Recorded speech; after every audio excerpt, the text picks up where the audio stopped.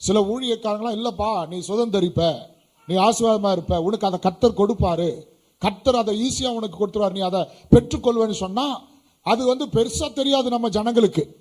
ஆனா இன்னொரு ஊழியக்காரர் நீ போற இடத்துல கொஞ்சம் கஷ்டமா தான் இருக்கும், அந்த இடத்துல ஏதோ ஒரு வல்லமை போராடுது, ஏதோ ஒரு சூனியத்தின் ஆவி போராடுது, உனக்கு விரோதமா இது வச்சிருக்கிறதுனால அது கொஞ்சம் கஷ்டம்தான் அப்படின்னா இவர் நல்ல ஊழியக்காரர். அப்படி இல்லை.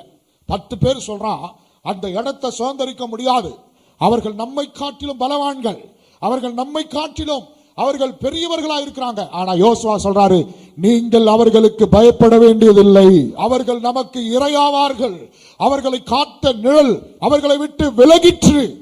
ஆண்டவர் சொல்றாரு உங்களுக்கு கர்த்தர் என்ன வாக்கு பண்ணினாரோ அதை நிச்சயம் கர்த்தர் கொடுப்பார்.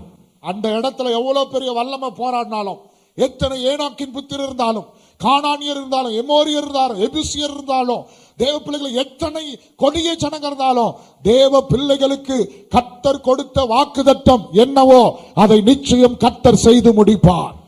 உங்களிலும் பலவான் எங்க இருக்கிறாங்க, நீங்க அவங்கள பார்க்காதீங்க, அவங்களுடைய பலனை பார்க்காதீங்க, அவங்க திறமையை பார்க்காதீங்க, அவங்களுடைய கொடூர முகத்தை பார்க்காதீங்க, அவங்களுடைய கொடூர குணத்தை பார்க்காதீங்க. அவங்கள பார்த்தாலே ஒரு பயம் சிலருக்கெல்லாம். பயப்படாதீங்க, கர்த்தர் நம்மோடு கூட இருக்கிறார்.